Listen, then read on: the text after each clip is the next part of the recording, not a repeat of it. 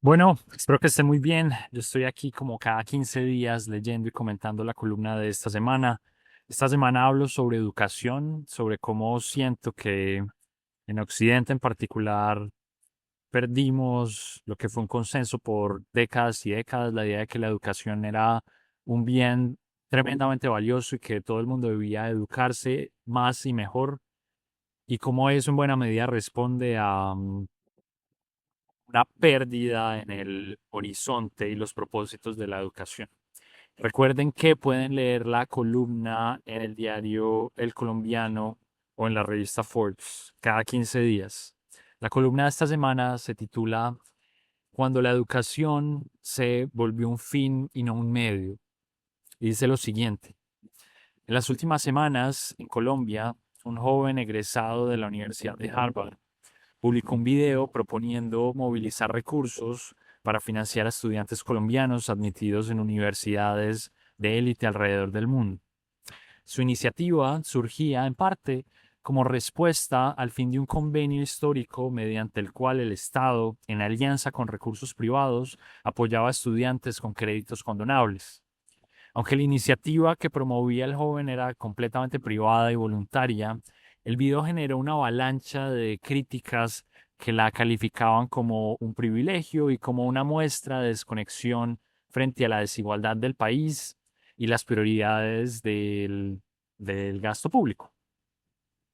Esa reacción me pareció interesante porque revelaba la erosión de uno de los consensos más sólidos del último siglo. Durante décadas, la educación ocupó un lugar sagrado en nuestras sociedades. A lo largo de todo el espectro ideológico existía una absoluta convicción de que siempre se necesitaba más y mejor educación.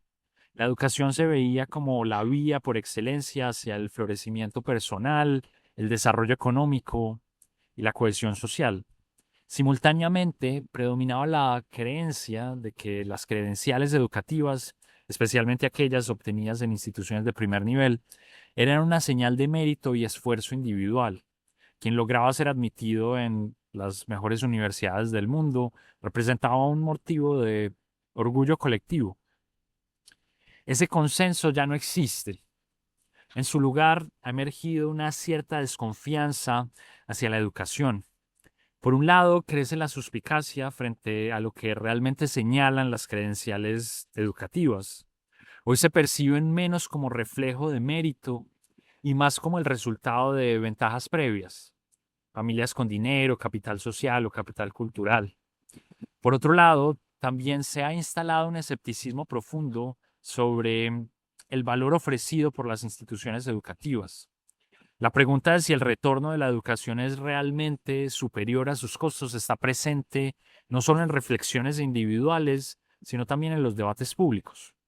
Esto se refleja en cómo votantes de todas las orillas ideológicas, desde los simpatizantes de Donald Trump en Estados Unidos a los de Gustavo Petro en Colombia, apoyan el desmonte de la financiación estatal a muchas universidades top. Muchas cosas me preocupan de este giro, pero también hay muchas que me alegran.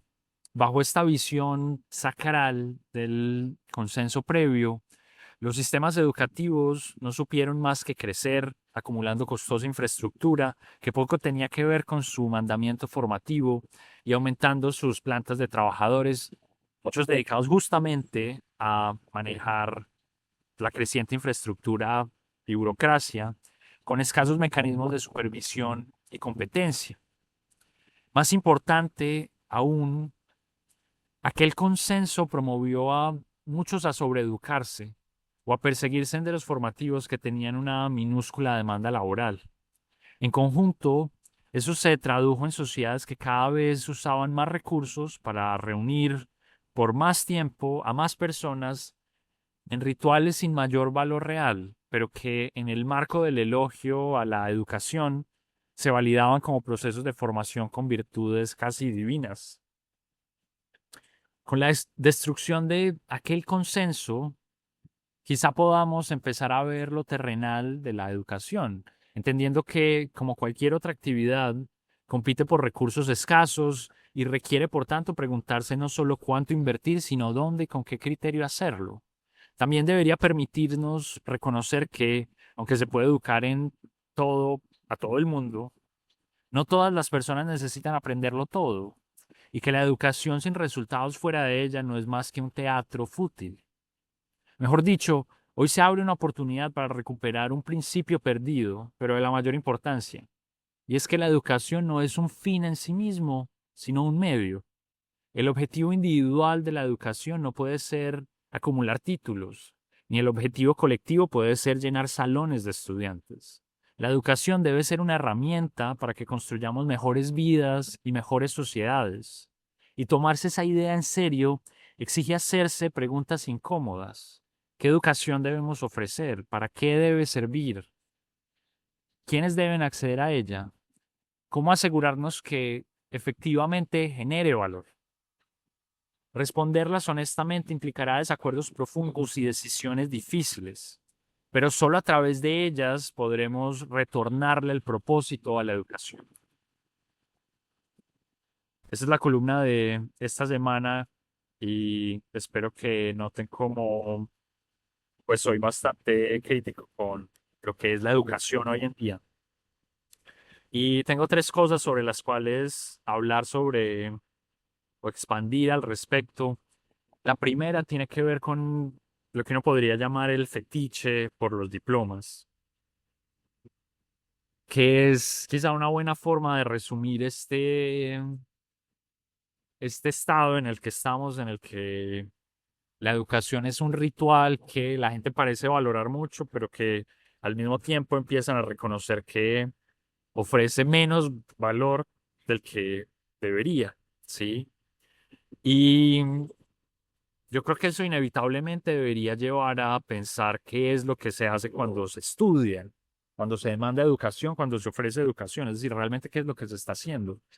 Porque parece ser que muchas de las personas involucradas en ese proceso pierden eso de vista. Y yo esto lo he hablado en otros contextos, pero, por ejemplo, en el salón de clase, y esto lo veo yo todo el tiempo, porque yo me dedico a esto, a ser profesor, uno ve a sus estudiantes con frecuencia toda una clase en el teléfono, distraídos haciendo otra cosa. Y a mí eso me parece tremendamente sorprendente en el sentido en el que pues nadie les está obligando a estar en el salón, porque uno va al salón a hacer otra cosa. O sea, ¿cuál es el propósito de eso? Y no es un problema meramente del teléfono, digamos, eso pasaba cuando yo estaba estudiando en el colegio, es decir, la mayor parte de la gente en el salón estaba era haciendo otras cosas, haciendo dibujitos en el cuaderno, hablando con el de al lado, durmiendo. Y no solo son los estudiantes, los profesores también, y esto también lo he hablado en otras oportunidades, a los profesores en general no les gusta enseñar. En el contexto universitario eso es tremendamente evidente. La gente quiere posiciones donde se les enseñe poco. O sea, la carga de enseñanza es vista como eso, como una carga.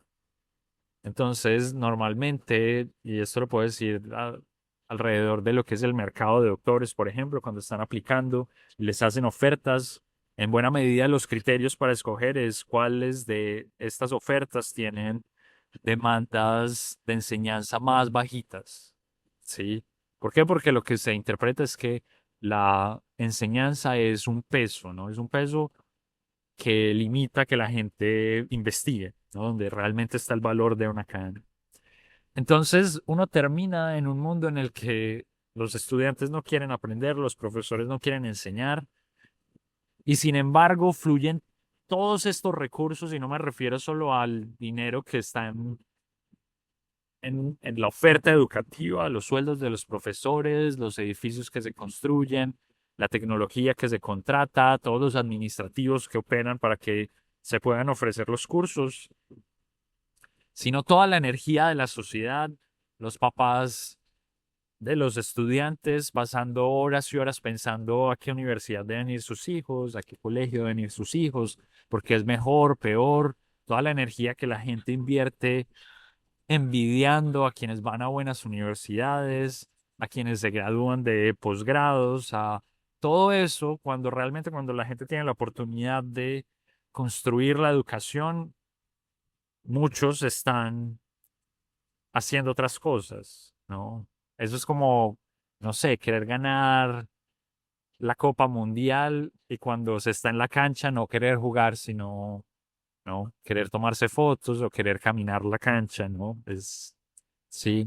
Entonces, ahí viene todo un asunto alrededor de, digamos, que es este ritual que tenemos en el que la gente realmente no está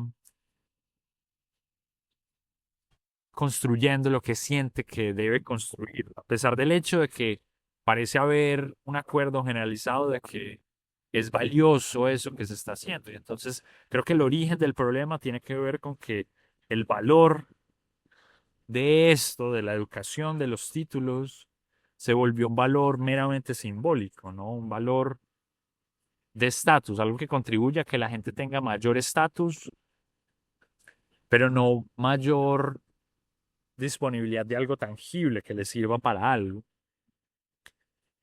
Y entonces ahí es donde yo siento que debemos cuestionar si esa es como una forma apropiada de conseguir estatus. Yo siento que es una forma innecesariamente costosa de acumular estatus, ¿no? Porque requiere muchas horas, mucho dinero invertido, mucha atención y posiblemente uno podría buscar mayor estatus de otra forma. Y más bien quizá uno tenga que reflexionar entonces es en por qué está en un salón de clase o por qué quiere uno matricularse en un curso X o por qué quiere uno tener una maestría X y que eso es más que el estatus, ¿no? Yo creo que esta es como una invitación como tanto como al sistema como a los individuos y es por qué se está haciendo lo que se está haciendo. Hay gente que tiene una, dos, tres maestrías. Hace poco vi esto en Colombia, alguien en Colombia que decía, fue como una noticia de noticiero, ¿no? Salió en las noticias, una nota. Y esta persona decía que era como la persona que más títulos tenía, no sé si en América, en el mundo, y decía con mucho orgullo, yo tengo, no sé, eran cientos de títulos, ¿no? De pregrados, de maestrías, de no sé cuántas cosas más. Y pues honestamente tengo que decir que eso lucía bastante decadente, es decir, me parecía haber como ninguna buena razón para que esta persona hiciera esto y él no parecía sacarle mayor provecho a eso, es decir, no le presté suficiente atención a esto para saber exactamente el qué hacía con su vida, pero parecía que su vida era eso, ir de un programa a otro y, sí. Y mucha gente está un poco en ese juego, ¿no? No, quiero hacer otro posgrado en no sé qué porque, ¿por qué no? Y yo creo que la pregunta es como, ¿por qué sí? O sea, ¿por qué no hacer una actividad productiva? Sí. Y aquí hay posiblemente como una crítica a la postura que planteo, que sugiere como priorizar la reflexión acerca de cuál es el objetivo de la educación y ver entonces la educación solo como un medio. Y esa crítica viene a ser una que enfatiza el rol de descubrimiento de la educación, que la educación en buena medida lo que promete dar es entendimiento de cosas que uno aún no entiende. Entonces pensar que uno puede rentabilizar o saber exactamente qué le va a ofrecer a uno la educación quizá no es posible por la naturaleza misma de la empresa que es la educación, ¿no? Entonces quizá una buena analogía de esa visión de educación es como un viaje expedicionario, ¿no? Como cuando Cristóbal Colón fue a la corona de Aragón y Castilla a decir, voy a ir a buscar especias, ¿no? Voy a ir a tratar de llegar al este de Asia y voy a irme por navegando a través del oeste, ¿sí? Y yo creo que ya incluso aquí uno empieza a ver que la analogía sugiere que nadie habría invertido en esa empresa si hubiera sido meramente una cuestión de voy a irme a explorar, a ver qué encuentro. Había un objetivo así fuera lejano, es decir, ciertamente en ese caso, en el caso de invertir en exploraciones, uno no puede saber exactamente qué es lo que se va a encontrar, pero debe haber una noción vaga de hacia dónde se quiere ir, qué es lo que se espera descubrir al llegar a ese lugar, ¿sí? E incluso si uno es como completamente agnóstico y cree que hay cosas que simplemente no se pueden descubrir y que el valor de la educación está justamente en eso, en las cosas que uno no lograba anticipar que se iba a descubrir, creo que sí tiene que haber una reflexión, entonces no a priori, pero al menos a posteriori de las cosas y de las decisiones de inversión en educación de, ok, ¿qué fue realmente lo que descubrí? ¿Cuál fue el valor generado en ello? Y no puede ser como descubrí meramente algo, sino que cómo, cuál es el valor de esa cosa que descubrí. Y eso debería ser entonces una reflexión permanente, de nuevo, tanto individual como colectiva. Y con eso voy a pasar entonces a la segunda cosa sobre la que quería hablar, que, que viene a resaltar la dimensión difícil de la conversación, ¿no? Porque algunas personas dirán como, bueno, pero siempre uno ha reflexionado sobre qué programas hay que ofrecer, sobre quién debe acceder a la educación, pero eso siempre se planteaba en un contexto de, no, ojalá todo el mundo pudiera acceder a tanta educación como fuera posible, ¿no? Y que ojalá tuviéramos todos los programas posibles disponibles y ojalá tuviéramos tantos profesores como se pudiera, ¿no? Es decir, en una sensación de, y esto estoy básicamente descubriendo el consenso previo, de que siempre se necesitaba más, o sea, que estábamos muy, muy lejos de los niveles óptimos de educación en todas las dimensiones que uno pudiera imaginar. Pero eso posiblemente no sea cierto. Hay mucha gente que tiene muchos más cartones de los que necesitaría. O sea, invirtió mucha más energía y recursos y tiempo y atención en formarse y en acumular educación que no vale eso, digamos, no valió la pena esa inversión. Y de nuevo, este es el caso a nivel individual, pero estoy convencido que también a nivel colectivo hay programas enteros que no le contribuyen mucho a la sociedad, es decir, no cubren los costos de lo que la sociedad invierte en ellos. Y yo creo que uno puede argumentar que incluso existen muchos programas que además le hacen daño a la sociedad, ¿sí? Y ya podría uno hablar de eso, y yo he hablado de eso en otros momentos. Entonces, la cuestión implica unas conversaciones difíciles, que es, ok, no, hay ciertos programas que no son rentables socialmente y deberíamos cerrar esos programas.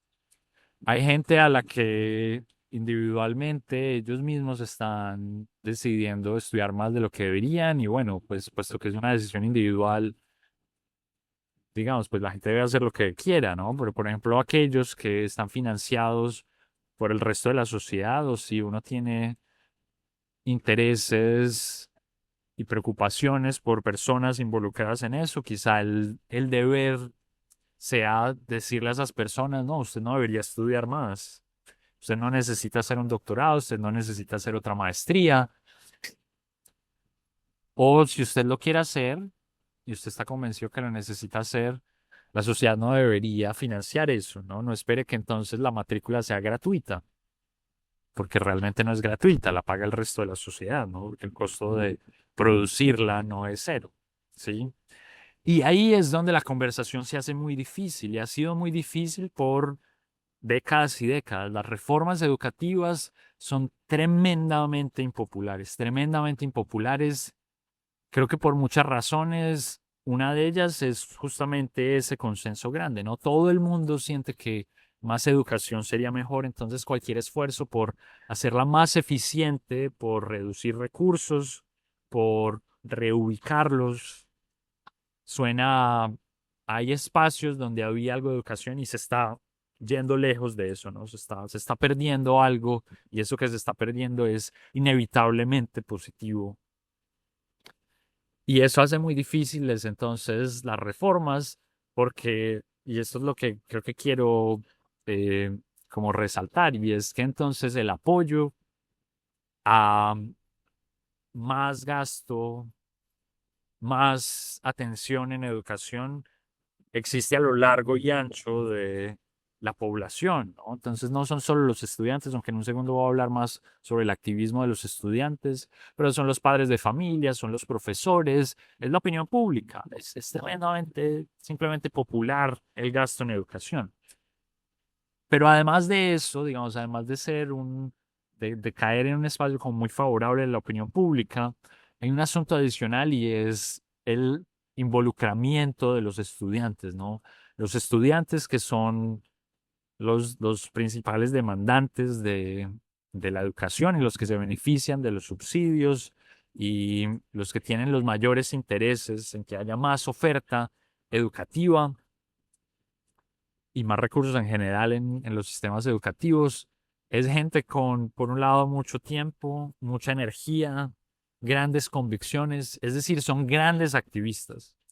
Entonces, las reformas educativas, en particular aquellas que buscan ajustar gasto en alguna dimensión, suelen entonces enfrentar poblaciones muy, muy activas que se movilizan además muy efectivamente, ¿no? Porque saben coordinar fácilmente, esto en parte porque habitan espacios muy cohesionados, que son justamente los espacios educativos, que además son tremendamente importantes para ellos, ¿no? Entonces uno está enfrentando el escenario típico de grupos de interés relativamente pequeños, con intereses muy profundos en que la sociedad financie sus intereses y con una capacidad de movilización y una energía y una vocalidad extraordinaria. Entonces, esa es, entre otras cosas, una de las razones que hace tremendamente difíciles las discusiones pesadas e importantes, pero necesarias sobre la educación, como las que yo siento que deben empezar a suceder. El punto entonces es que la inercia de ese patrón, de entonces sistemas que se resisten al cambio y a las ganancias en eficiencia y a los ajustes, lo que terminan haciendo es creciendo con una inercia que les termina siendo tremendamente improvechosa, será la palabra, tremendamente disfuncionales, ¿no? Simplemente solo saben crecer, ¿sí? Y es en ese proceso en el que yo siento que la educación ha perdido su orientación, ¿no? Porque los incentivos para canalizarla a ese destino que es importante para la sociedad se han perdido porque no hay incentivos para cambiar el rumbo, ¿no? Simplemente hay incentivos para seguir adelante, lo que sea eso. Y lo que estamos enfrentando es el desconcierto de sentir que el sistema va por allá en un lugar que nunca habíamos querido que llegara, pero es que simplemente nunca logramos hacerlo cambiar de rumbo porque cada esfuerzo por hacerlo mover de rumbo enfrentaba tremenda oposición por personas que sentían que lo que se estaba haciendo era retrocediendo al sistema. Entonces, esas son las conversaciones difíciles que yo siento que hay que tomar y que son necesarias por el bien del sistema. Es decir, si uno quiere que la educación vuelva a ser valiosa, esas conversaciones tienen que tener lugar. Entonces, ¿cuál siento yo que en términos prácticos debe ser la orientación de esas conversaciones en el contexto latinoamericano si se pudieran tener? Y yo aquí estoy diciendo, y creo que estoy siendo más optimista de lo que debería, alrededor de cómo este escepticismo sobre la educación representa una oportunidad, pero posiblemente en pocos otros momentos habría sido posible plantear este tipo de discusiones. Entonces, digamos que logran presentarse las oportunidades para hacer reformas educativas, donde siento yo que debería enfocarse entonces la atención en la mayoría de países latinoamericanos. Bueno, creo que en dos cosas. La primera es en una educación orientada al aumento de ingresos de las personas. ¿Por qué? Porque la región tiene ingresos promedios muy bajos y además con los niveles de desigualdad que enfrentamos, que también son muy altos, eso lo que quiere decir es que muchas personas tienen ingresos incluso aún menores que los de la media. Entonces uno lo que tiene son millones y millones de personas con ingresos muy bajos para tener vidas prósperas. Entonces, ¿qué es lo que debería ofrecer la educación? Una prioridad de la educación debería ser permitir que la gente que accede a ella tenga ingresos más altos, producto de ella. O sea, personas que entran al sistema educativo y salen de él y eso, haber pasado por él, no les permite aumentar sus ingresos. Eso es una falla del sistema. El sistema debe entonces permitirle a las personas aumentar sus ingresos y en ese sentido debe ser fundamentalmente un sistema orientado a la productividad, a que la gente se vuelva más productiva en el sistema y que con eso el aparato productivo además se haga más productivo y genere más riqueza. Y eso quizás suene un poco obvio y quizás suene como un lugar común, pero eso implica parte de las conversaciones difíciles que estaba anticipando en el punto anterior. Entonces eso quiere decir que si esa es la prioridad, debemos tomar recursos de otros espacios que no satisfacen esas necesidades y reubicarlos de allá a estas que representan oportunidades productivas. Entonces, hay muchas cosas que la gente y los grupos de interés, los estudiantes, los profesores les encantan de los sistemas educativos que no hacen a la gente más productiva. Yo me acuerdo muy bien hace quizá 15 años o más, en un momento en el que Colombia enfrentaba una movilización educativa muy grande de estudiantes fundamentalmente que se oponían a una reforma. Esto era el gobierno Santos, no sé si el primer término o el segundo, creo que el primero. Yo era estudiante de pregrado en ese momento y hubo movilización de estudiantes a lo largo y ancho de Colombia y recuerdo haber ido a una universidad en la que estaban teniendo un debate. Por cierto, estos debates de los activistas estudiantiles son larguísimos y hablan de lo divino y lo humano y en fin. Pero recuerdo a alguien decir como, mire, quieren que nosotros aprendamos inglés. ¿Y por qué nos van a obligar a nosotros como estudiantes universitarios a aprender inglés? Ok, que nos exijan aprender idiomas, pero que eso sea flexible. Si yo quiero aprender alemán, pues deberían ofrecerme es formación en alemán. Y yo recuerdo incluso en ese momento pensar, pero es que la demanda por habilidades en alemán es muchísimo menor que aquella en inglés. Lo que necesita la mayor parte de la población es aprender inglés. Y no dudo que aprender alemán por un lado sea divertido y sea provechoso en muchas dimensiones humanas, pero si la prioridad de la educación desde un punto de vista de política pública es la productividad y el aumento de ingresos, esa es una decisión que debería ser ampliamente aceptada y es cuál es la formación en idiomas que va a maximizar el potencial productivo de los estudiantes. En ese momento yo creo que era muy claro que era aprender inglés, ¿sí? Y ciertamente quizá alemán no puede ser una no mala respuesta, pero definitivamente hay toda una serie de idiomas que no van a ofrecerle a alguien el potencial productivo que debería. Y de nuevo, no es de que haya nada malo, es una cuestión de cómo se asignan los recursos más eficientemente para conseguir qué tipo de objetivo, ¿no? Es una cuestión de priorización, ¿sí? Entonces, ese es uno de los dos elementos que yo siento que debe ser prioritario en la educación en Latinoamérica, ¿no? Y es la generación de ingresos, es formación entonces que le sirva a la gente para ser más productiva y eso en general además quiere decir pensar muy cercanamente qué es lo que necesita el mercado laboral, es decir, es una formación que debe estar muy conectada con el aparato productivo, que eso además es tremendamente impopular en muchos de estos movimientos estudiantiles y en tradiciones intelectuales completas que sienten que eso es una subordinación del sistema educativo al capitalismo y bla, bla, bla.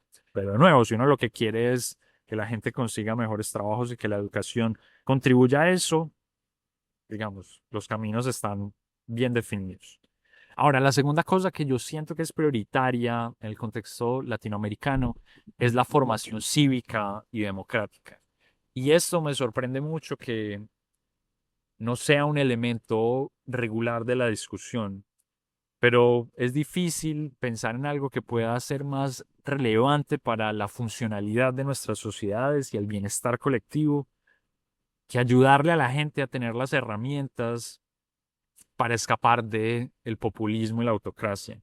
La región está enfrentando un retroceso democrático tremendamente evidente. Por cierto, no es solo Latinoamérica, ¿no? Todo el mundo está expuesto a unas fuerzas que al menos tienen una tendencia similar. Sin embargo, en la región es particularmente evidente y estas sirenas populistas están también a lo largo de todo el espectro ideológico, ¿no? En la derecha y en la izquierda. Y son agendas que se venden como democráticas y acumulan poder justamente tratando de enfatizar su tono democrático. Y en general lo que suelen hacer es resaltar el elemento electoral de la democracia. Y la gente entonces en la calle le dice a uno, claro, es que esto es un proyecto popular, la gente es un proyecto de las mayorías, este proyecto tiene mucho apoyo de mucha gente. Y eso ciertamente ilustra una muy mala y pobre formación cívica y democrática. Y eso debería ser una prioridad entonces, que uno le enseñe a todo el mundo en la sociedad, en nuestros países, que una democracia funcional no es simplemente que la gente vaya y vote y que se haga lo que más gente quiera. Una democracia funcional es una en la que se enfatiza la importancia de los contrapesos institucionales, una donde hay división de poderes, donde la posibilidad de que un actor tome todas las decisiones de la sociedad es minúscula porque existen otras instituciones, otros actores que supervisan eso, que chequean eso, que hacen contrapeso a eso. Ese es el rol de los contrapesos. Y buena medida eso está en la arquitectura de la división de poderes. Y entonces, una persona bien formada en educación cívica y democrática, una vez el gobernante de turno, que puede ser muy popular, dice, no me gustan los bancos centrales independientes porque el pueblo tiene un mandato y el mandato lo represento yo y yo siento que la política monetaria debe ser esto, debería ser inmediatamente sospechoso y decir, no, no, no, no queremos eso porque usted va a acumular mucho más poder del que queremos que usted tenga. Y quizá no es un problema con usted, pero quizá usted vaya a hacer bien la política monetaria. Pero mañana de pronto va a llegar otro que no, y no queremos que ese sea el caso. Y eso debe ser entonces una prioridad, una educación entonces que la gente logre identificar el valor de la división de poderes y de los contrapesos, que identifique la importancia de las garantías para la oposición, que entienda el rol del Estado de Derecho, que entienda que los gobernantes deben obedecer a la ciudadanía y que deben ofrecer cuentas. Es decir, que el gobernante no es simplemente yo soy el gobernante y yo hago lo que quiero y si no me dejan hacerlo porque las cortes existen y no me lo permiten hacer es entonces cautivo el deseo del pueblo y de las mayorías. Esto no es una democracia. No, no. Así funcionan las democracias saludables, donde los gobernantes están limitados y tienen que obedecer la ley y además tienen que dar cuentas y decir, mire, esto lo hicimos y esto lo hicimos bien, esto lo hicimos mal, y si lo hicimos mal, ¿por qué lo hicimos mal? ¿Y cómo lo podemos hacer mejor? Y deben ser honestos, sí. Deben describir eso de forma precisa y eso debe apreciarse. Y alguien bien formado de nuevo en educación cívica y democrática debería reconocer eso, que entonces además en el Estado de Derecho las minorías son importantes y no se trata simplemente de que hubo un gobernante que ganó con mayoría, sino que esa persona tiene que respetar los derechos de los que no votaron por él. Y entonces, alguien bien educado en esto debe entender además que hay entonces unos derechos fundamentales y unas libertades fundamentales que no importa quién sea el gobernante de turno, debe respetar, que la gente debe poder expresarse libremente sin miedo a ser atacada ni por funcionarios, ni por simpatizantes de funcionarios, y mucho menos por gente que es pagada por el Estado, que quiere decir todos nosotros, y que operan como influenciadores de la opinión pública. Alguien bien formado en educación cívica y democrática debería entender que eso está muy mal y debería entender que hay cosas como la propiedad que son valiosas y que se deben respetar, que no importa cuál sea el nivel de desigualdad, a la gente no se le puede expropiar sus cosas. Deben existir protocolos muy detallados para que si el colectivo siente que es indispensable acceder a recursos que alguien tiene, se pueda garantizar que esta persona sea compensada de forma apropiada y que no se violen sus derechos. todas esas cosas son cosas que están siendo atacadas por estos proyectos populistas y que si la población estuviera bien formada en educación cívica y democrática, sentiría que debería condenar masivamente, que no debería apoyar. Entonces, en ese sentido, esa es una prioridad, porque una vez estos proyectos se consoliden, el deterioro de las condiciones de vida será inmediatos. Y no solo de las condiciones de vida material, que puede o no venir una autocracia con más o menos crecimiento económico, pero con el resto de dimensiones que son relevantes en el bienestar humano, ¿no? Todas las cosas que están asociadas a nuestras capacidades, a lo que podemos hacer, que incluyen inmediatamente las libertades que tenemos. Entonces, esas dos cosas yo siento que son indispensables y eso debe priorizarse. Uno puede enseñarle muchas cosas más al mundo, pero me cuesta pensar cosas que sean más importantes en nuestra región que estas dos. Con eso voy a terminar enfatizando de nuevo lo que yo siento es la prioridad y es pensar que la educación es una herramienta poderosísima. Entonces nada de esto se refiere a alimentar el escepticismo hacia la educación, es completamente lo opuesto, es reconocer que la educación tiene un poder gigante, pero que si uno no sabe para qué lo va a usar, ese poder se está perdiendo, que lo que necesitamos es ser mucho más reflexivos y cuidadosos y creo que propositivos en para qué existe la educación, para qué gastamos esos millones y millones de dólares y esas horas y horas y horas y toda esa energía entre todos para generar algo que no está alineado con lo que realmente queremos que genere. Con eso termino, cuéntenme qué piensan y nos vemos como de costumbre en 15 días.